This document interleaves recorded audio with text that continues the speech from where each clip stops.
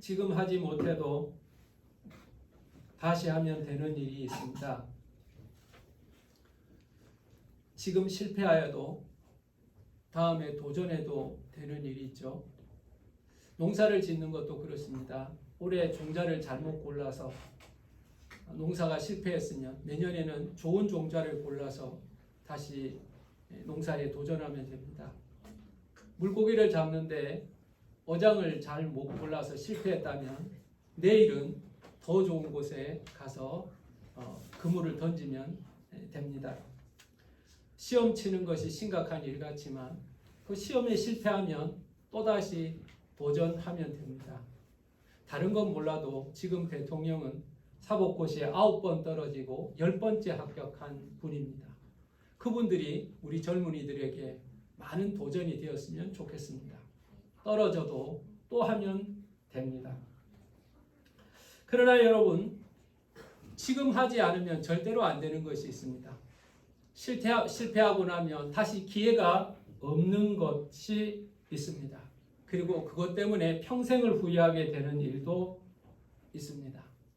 예를 들면 다시 못하는 일들 중에 하나가 어릴 때 아이들의 사진을 더 많이 찍어주지 못한 것이 아쉽습니다. 동영상을 좀 촬영을 해서 그 아름다운 때를 기록하지 못한 것이 아쉽습니다. 하나도 없거든요. 다시 하지는 못합니다. 그러나 그건 하지 못했다고 해서 그렇게 억울하거나 원통한 일은 아닌 것 같습니다.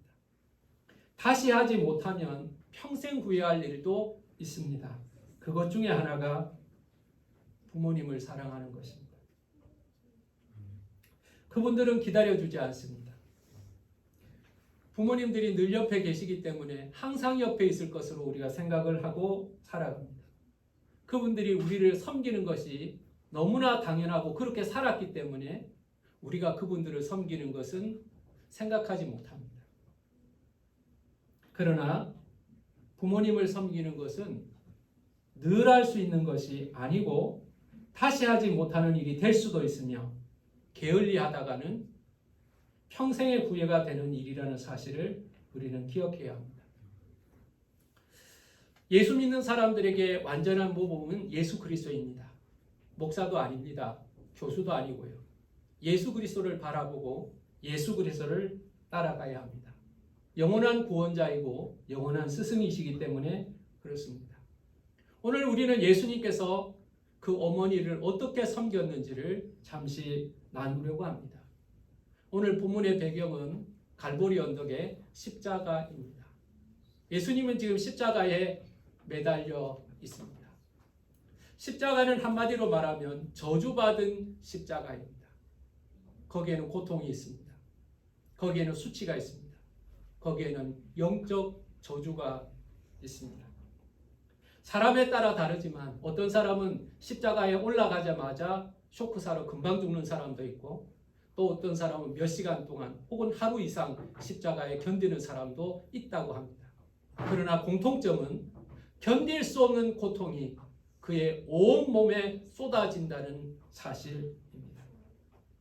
예수님이 십자가에 못 박혀서 피 흘리고 있습니다. 죽어가고 있습니다. 그 옆에 구경꾼도 있었겠지만 예수님의 어머니, 예수님을 사랑하는 여인들이 예수님의 죽어가는 모습을 바라보고 있었습니다. 그 중에서 가장 슬픈 사람, 고통스러운 사람이 누군가라고 묻는다면 아마 어머니 마리아였을 것입니다. 자신의 아들이 십자가에서 죽어가는 것, 살이 찢어지고 피가 뚝뚝 흐르고 의식을 잃어가는 것을 그는 보고 있었을 겁니다. 그러면서 그 어머니는 아들의 고통을 공감하고 있었을 것입니다. 처녀로 그 아들을 잉태하여 맞아 죽을 뻔했던 위기도 있었습니다. 항상 모범이었고 탁월하였고 하나님의 능력이 나타났기 때문에 자신의 아들이지만 메시아라는 사실을 그는 알고 있었습니다. 그런데 어느 날 갑자기 붙잡히게 되고 어느 날 갑자기 십자가에서 죄 없는 아들이 죽어가는 모습을 바라보는 마리아의 마음은 어떠했겠습니까? 세상에서 가장 자랑스러운 아들이었습니다. 그러나 지금은 세상에서 가장 저주받은 사람이 되어 있습니다. 죽어가는 아들을 바라보는 마리아는 이제 세상에서 가장 슬픈 여인이 되어 있었습니다. 그때 예수님께서 말씀하셨습니다. 보라, 아들이니이다. 보십시오. 여자의 보소서, 아들이니이다. 이 짧은 말을 우리가 어떻게 해석해야 되는지 많은 주석가들은 여러 가지 해설을 남겼습니다. 그러나 중요한 사실은 이것입니다. 예수님은 십자가의 고통 가운데, 자신의 슬픔과 고통 가운데 눈물을 흘리고 계시는 어머니를 바라보고 있었다는 것. 지금 이 세상에서 가장 고통스러운 사람은 예수님입니다. 그런데 그 십자가에서 그 어머니의 슬픔을 기억하고 있는 겁니다. 슬퍼하는 어머니를 바라보고 있는 것입니다. 여러분, 우리는요, 자신의 고통이 있을 때 남의 고통을 관심 가지지 않습니다. 인간은 그렇게 이기적인 존재입니다. 우크라이나에서는 지금 1년 넘도록 전쟁이 일어나고 오늘도 수많은 사람들이 죽어가는 고통이 있고 언제 폭탄이 날아올지 미사일이 날아올지 모르는 공포 속에 살아가고 있습니다. 그러나 우리는 사실 강 건너 불구경입니다. 수단에서 내전이 일어나가지고 군벌들이 싸우고 민간인들이 엄청나게 죽어가고 굶어 죽어가는 어린아이들, 버림받은 어린아이들, 성폭력에 시달리는 여인들의 이야기를 우리는 알지만 별로 그 고통 느끼지 않습니다. 인간은 그렇게 이기적인 존재입니다. 그런데 예수님은 가장 부끄러운 모습으로 가장 고통스러운 상태에 있음에도 불구하고 그 고통 속에서 어머니의 슬픔을 보고 있었던 겁니다. 그리고 어머니를 위로하고 있는 것입니다. 어머니, 아들입니다.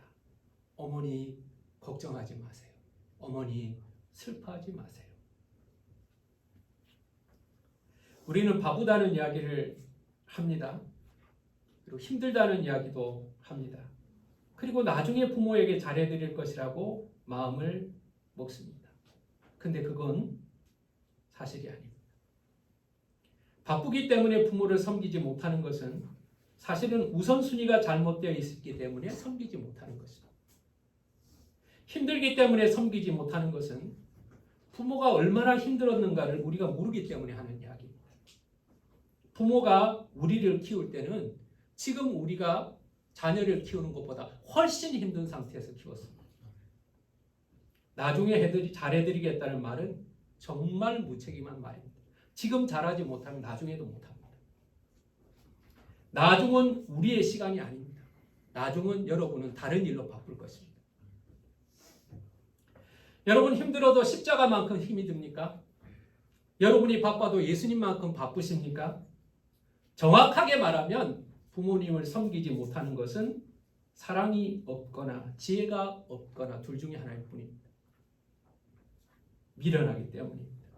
무엇이 중요한지를 모르기 때문에 그렇습니다. 여러분 자녀를 사랑하고 자녀에게 교육하는 일로 많이 바쁠 겁니다. 그러나 그것이 부모님을 소홀하게 대해도 되는 자격은 아닙니다. 절대로 동의할 수 없습니다. 자녀를 섬기면 자녀보다 더 부모를 잘 섬길 수 있어야 합니다. 사람과 짐승의 차이는 자녀를 잘 섬기는 데 있지 않습니다. 가시고기라는 민물고기가 있습니다. 이 가시고기는요, 암놈이 연어처럼 알을 낳고 죽습니다. 열심히 민물 생활을 하다가 알을 낳고 어미가 죽어요. 그러면 순놈이 그 알이 있는 곳에 와서 수정을 합니다. 그리고는 알 주위를 헌신적으로 지킵니다. 절대로 알을 떠나지 않고 굶으면서 지킵니다. 그러다가 알이 부화가 돼서 새끼가 나오기 시작할 때 그 수컷도 굶어서 죽습니다. 그렇게 알 옆에서 부화된 알 옆에서 죽고 나면 그 태어난 새끼들은 그 죽은 아버지의 살을 뜯어먹고 자라게 됩니다. 미련해 보이는 문어도 알을 벽에 붙이고 나서는 움직이지 않습니다. 그 알을 지킬 뿐만 아니라 그 알을 향해서 신선한 공기를, 신선한 물을 계속해서 뿜습니다. 알이 부화하는데 상당한 시간이 걸립니다. 그 시간 동안, 여러 날 동안 문어는 조금도 움직이지 않고 먹지도 않습니다. 알이 부화가 될 때까지 문어는 그 자리에서 꼼짝도 하지 않고 사람이 찔러도 도망가지 않고 굶으면서 그 자리를 지킵니다. 여러분, 새끼를 사랑하는 것은 짐승도 할 수 있는 일입니다. 그러나 부모를 사랑하는 것은 짐승이 하지 못하는 일입니다. 사람만이 할 수 있는 일입니다. 여러분이 10계명을 보면 알겠지만 내 자녀를 사랑하라는 말은 없습니다. 11계명에 내 자녀를 사랑하라 이런 게 있나요? 없습니다. 여러분, 율법 전체를 통해 보십시오. 장로의 유전을 보십시오. 내 자녀를 사랑하라, 내 자녀를 버리지 마라, 그런 구절이 나올까요? 절대로 나오지 않습니다. 왜 하나님이 말씀하시지 않았을까요? 그건 말을 안 해도 잘하는 거기 때문에 그렇습니다. 그런데 하나님께서는 내 부모를 공경하라고 말했습니다. 내 부모를 공경하라.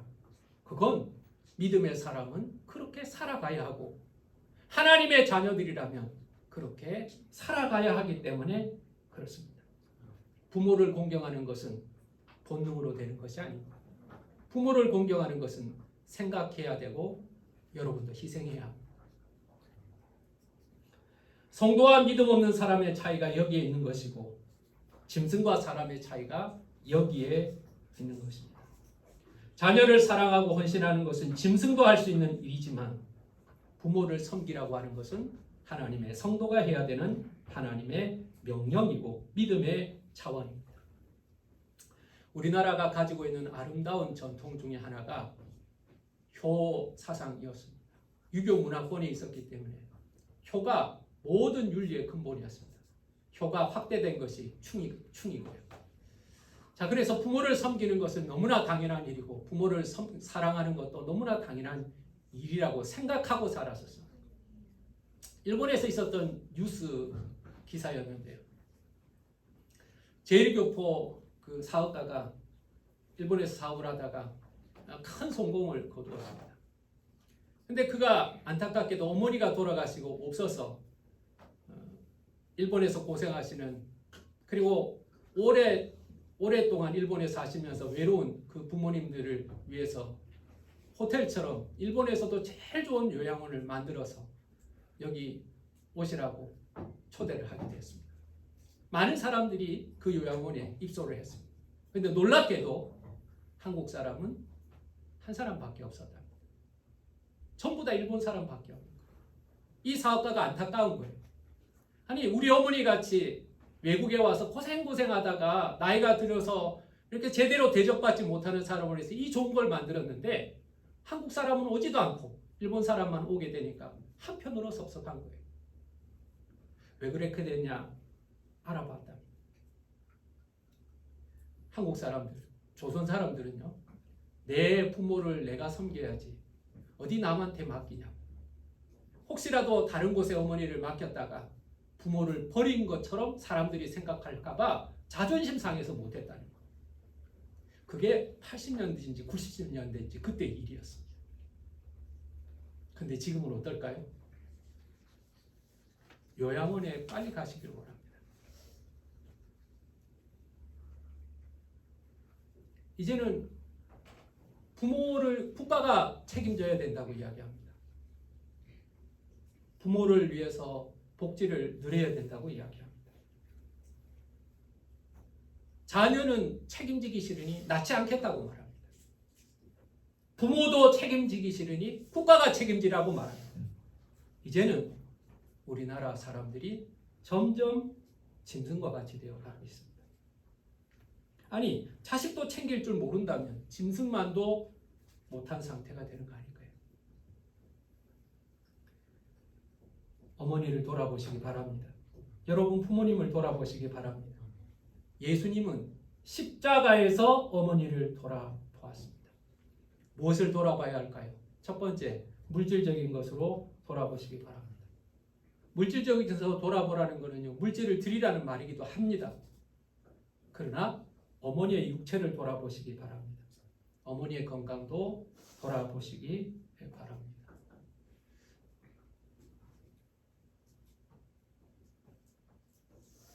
아프다는 이야기를 잘 못하시잖아요. 잘 돌아봐야, 들어드려야 합니다. 그러나 여기까지 다 했다고 생각해서는 안 됩니다. 그 다음이 있습니다. 두 번째 차원은 부모님의 마음을 돌아보시기 바랍니다. 고민이 없는지 들어드려야 합니다. 걱정이 없는지 들어드려야 합니다. 무엇을 즐거워하는지, 그 마음에 무슨 생각을 하는지 들어드려야 합니다.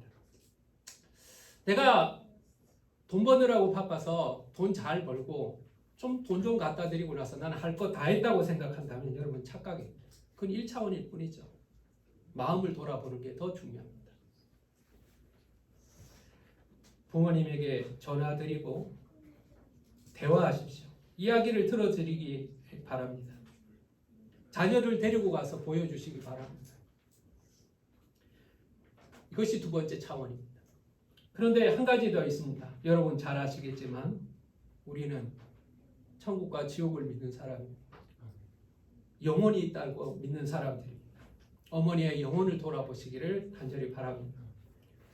어머니 돌아가셨을 때 장례식을 훌륭하게 치르고 굉장히 아름다운 무덤을 만들어 놓는다고 효도가 아닙니다. 그건 아무런 의미가 없습니다. 영혼을 돌아보시기 바랍니다. 좋은 무덤에는 들어갔지만 그 좋은 무덤을 통과하여 지옥불에 떨어졌다면 그게 무슨 상관이 있겠습니까? 나사로는 부잣집에 살았지만 부자로 죽었을 것이고 부자가 묻히는 무덤에 들어갔지만 그는 지옥불에 떨어졌습니다.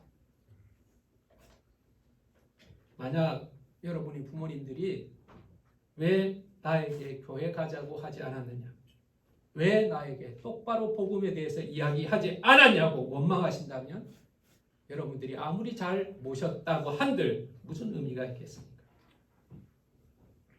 여러분 부모님의 영혼을 돌아보고 천국을 나누지 못했다면 여러분들은 아직 효도한 것이 아닙니다. 부모님을 모시고 여행 가는 것이 좋죠. 좋은 곳으로 여행 가십시오. 부모님에게 맛있는 음식을 대접하는 것 좋죠. 좋은 것 대접하십시오. 그러나 여러분들은 천국까지 함께 인도하는 것이 여러분의 사명이요. 천국의 만나를 드시게 하는 것이 가장 좋은 음식이라는 사실을 여러분 결코 잊어서는 안 됩니다. 십자가에서 그 부모를 바라보고 그 고통을 바라보고 계셨던 예수님을 기억하면서 여러분의 부모님을 돌아보는 저와 여러분 되시기를 예수 이름으로 축원합니다. 두 번째 예수님은 이렇게 말씀하셨습니다. 보라 내 어머니라. 여러분 이 성경을 잘못 읽으면 안 돼요. 보라 내 어머니다. 예수님의 어머니라고 말하지 않았어요. 보라 너의 어머니다. 이제부터는 너의 어머니라 라고 말했습니다. 예수님은 어머니를 보셨을 뿐만 아니라 어머니를 끝까지 책임지셨습니다. 자기는 이제 십자가에서 죽으십니다. 그리고 오늘이 여러분 대강 승천절로 지킵니다. 승천주일로 지킵니다. 우리 개신교에서는 안 지키는데 천주교에서는 승천주일, 예수님이 부활하시고 40일 만에 승천하신 것을 기념하는 주일이에요. 예수님은 며칠 있다가 승천하시죠. 그러니 끝까지 육신의 어머니를 책임질 수가 없는 겁니다. 자, 어떤 선택을 해야 될까요? 내버려 둘 수는 없습니다. 남편도 없어요. 큰아들도 없어요. 연로하고 슬픔에 쌓인 어머니를 어떻게 해야 될까요? 예수님은 그 십자가에서 가장 사랑이 많은 제자를 선택합니다. 가장 사랑이 많은 제자를 선택합니다. 그리고 그 제자가 이제는 나를 대신하여 아들의 역할을 하라고 명령하고 계신 것입니다. 보라 요한아, 이제부터 내 어머니는 너의 어머니다 라고 말하고 있는 것입니다.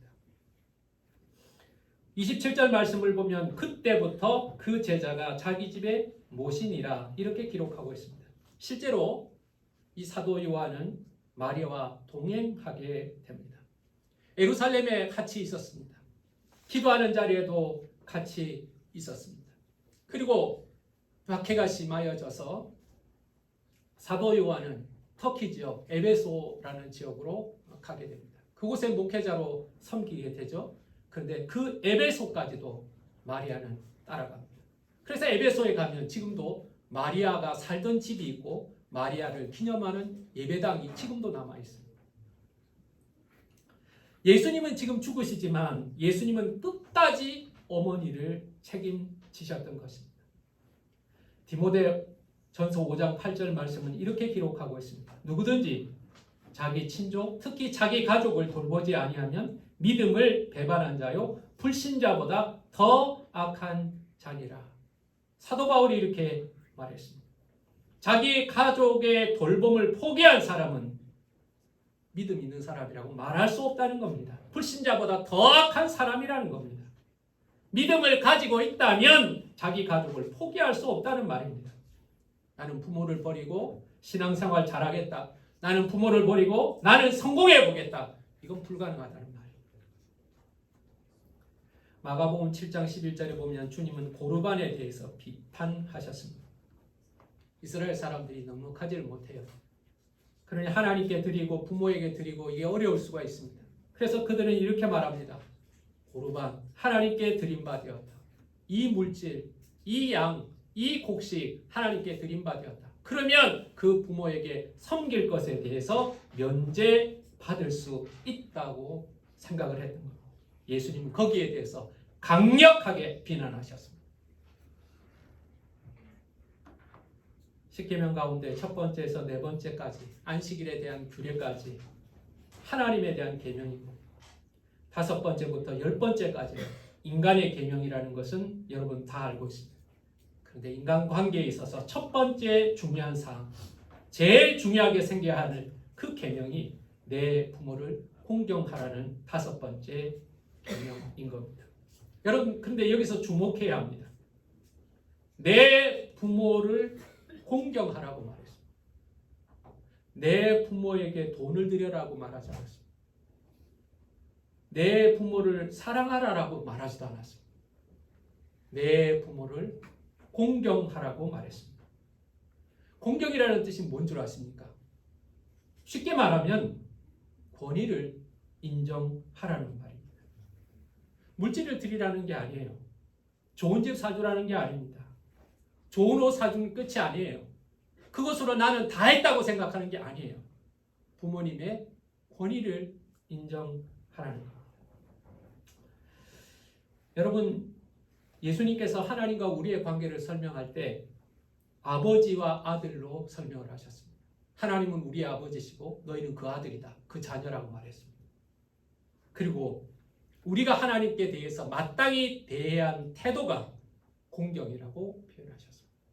다시 말하면 하나님을 섬기는 자세하고 부모님을 섬기는 자세하고 같아야 한다고 말씀하신 것입니다.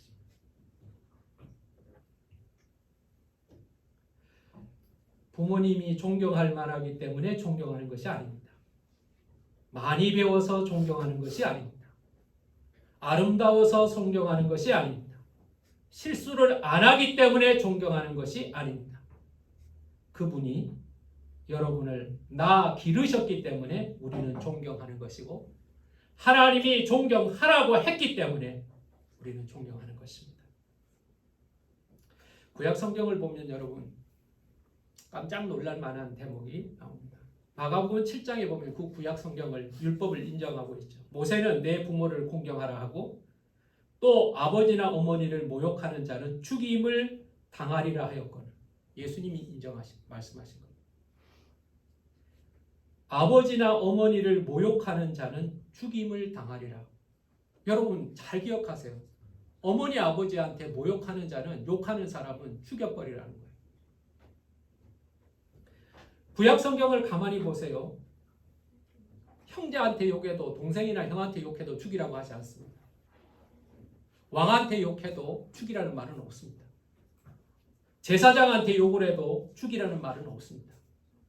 그런데 욕해서 죽이라고 하는 경우가 딱 두 가지가 나옵니다. 하나님 앞에 모욕하는 자는 죽이는 것이고요. 그 부모를 욕하는 자는 죽이라고 말하고 있습니다. 내 아버지와 어머니를 공경하라는 말은 바로 그런 의미입니다. 예수님은 지금 어머니를 돌아봅니다. 그리고 두 번째, 예수님은 어머니의 필요를 채우고 있습니다.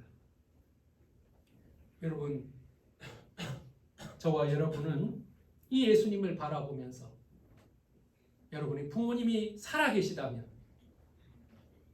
여러분의 사랑의 섬김의 기회를 결코 놓치지 마시기를 간절히 바랍니다. 공경하시기 바랍니다. 여러분들보다 힘이 없지만 여러분보다 많이 배우지는 않았지만 그리고 점점 실수가 많아지지만 혹은 세상에서 손가락질을 당하는 사람일 수도 있지만 아무도 공경하지 않아도 여러분은 공경해야 합니다. 그 어머니를 주신 분이 하나님이시기 때문에 그렇습니다. 오늘 기독교의 최대 문제가 무엇인가? 라는 고민에 대해서 조지 바나라는 사회학자는 이렇게 답을 했습니다. 기독교의 최대 문제는 신자와 불신자의 삶에 별다른 차이가 없다는 겁니다. 범죄율이 비슷하고요. 이혼율도 비슷하고요. 죄를 짓는 것도 비슷하고 가정도 별별 차이가 없다는 겁니다. 그러니 굳이 교회 가고 싶은 생각이 없어요. 나하고 저 사람하고 다를 게 없는데 교회 뭐하러 가? 그러나 처음부터 기독교인들이 세상과 비슷하게 살았던 것은 아닙니다. 2세기에 한 그리스도인이 편지를 썼는데 디오그네투스에게 보낸 편지라는 그 편지가 남아있습니다. 교부 신학의 자료로 남아있습니다. 디오그네투스에게 보낸 편지. 자, 이 편지에 보면 그 당시 그리스도인들이 무슨 생각을 하고 살았고 어떤 삶을 살았는지를 알 수가 있습니다. 여기서 저자는 이렇게 말합니다. 그리스도인도 불신자와 마찬가지로 사랑하고 결혼하고 가정을 갖고 아이를 낳는다고 말합니다. 그러나 그리스도인들은 불신자처럼 아기를 버리지 않는다고 말합니다. 이 당시 낙태하는 일이 많았고 특별히 여자가 태어나면 죽여버리는 경우가 많았다는 것. 그러나 그리스도인들은 그렇게 하지 않았다는 것. 또 하나의 관행이 나옵니다. 늙고 병든 부모를 버리는 관행이 있었습니다. 그러나 그리스도인은 이런 관행을 따르지 않았다고 편지는 기록하고 있습니다. 그리스도인들은 처음에 그렇게 살았습니다. 다르게 살았습니다. 그러나 오늘 성도들의 삶이 왜 이렇게 되어버렸습니까? 왜 거룩한 습관이 상실되었을까요? 하나님을 안 믿는 사람과 별반 다르지 않게 살아갈 수밖에 없을까요? 그것은 우리의 삶이 우리 주인이 되시고 우리의 목적이 되시는 예수님을 바라보고 예수님을 따라가려고 하는 거룩한 동기, 그 갈망이 상실되어 버리지는 않았습니다. 주변 사람들을 기웃거리면서 이 시대에 뒤떨어지지 않게 이 시대에서 성공하게 다른 사람들 앞에 칭찬받는 삶을 살고 싶지만 외롭더라도 비난을 받더라도 십자가를 바라보면서 예수님을 닮으려고 하는 치열한 노력이 없다면 우리는 달라지지 않는 거죠. 로마서 12장 2절을 이렇게 말하고 있습니다. 너희는 이 세대를 본받지 말고 오직 마음을 새롭게 함으로 변화를 받아 하나님의 선하시고 기뻐하시고 온전하신 뜻이 무엇인지 분별하도록 하라. 너희는 이 세대를 본받지 말라는 거예요. 하나님의 선하시고 하나님의 기뻐하시고 하나님의 온전한 뜻을 생각하며 너희는 살아라. 이렇게 말씀하고 계십니다. 세상이 어떻게 변하든지 주님은 우리에게 말씀하십니다. 내 부모를 공경하라. 사람들은 어떻게 말하든지 예수님은 죽어가는 십자가에서 그 어머니를 바라봤습니다. 그리고 그 어머니를 책임졌습니다. 여러분, 예수님의 십자가를 바라보고 나를 위한 십자가이고 죄를 위한 십자가이기도 하지만 그 십자가에서 마지막 사랑을 베푸셨다는 사실을 여러분 기억하면서 예수님이 부모님을 섬긴 것처럼 저와 여러분도 주님처럼 섬기기를 힘써야 하는 것입니다. 이것이 약속에 있는 첫 계명입니다. 주님이 기뻐하실 것입니다. 기도하겠습니다. 살아계신 하나님, 오늘 우리는 어버이 주일을 맞이하여 예수님께서 어떻게 부모님을 사랑하셨는지를 보게 됩니다. 시간이 많아서, 돈이 많아서, 형편이 좋아서가 아니라 예수님은 십자가에서 죽어가면서 피 흘리면서 살이 찢어지면서 그 어머니를 바라봤습니다. 그리고 그 어머니를 책임졌습니다. 주님, 우리를 도와주시고 우리에게 모든 것이 되어주시고 모든 것을 가르쳐주신 부모님이 약해진 이때 우리가 부모님의 연약함을 모른다고 하지 아니하고 예수님처럼 부모님을 돌아보게 하시고 예수님처럼 연약함을 감당하는 믿음을 허락하여 주시옵소서. 내 부모를 공경하라 주님이 말씀하셨습니다. 내 자녀를 사랑하라고 말씀하신 적은 없습니다. 우리가 자녀를 사랑하노라 하면서 부모님에게 소홀하신 적이 없는지를 돌아보게 하시고 다시 회복할 수 없는 기회를 놓치지 않고 끝까지 부모님을 잘 섬기는 주님의 제자들이 되게 하여 주시옵소서. 예수님의 이름으로 기도하였습니다.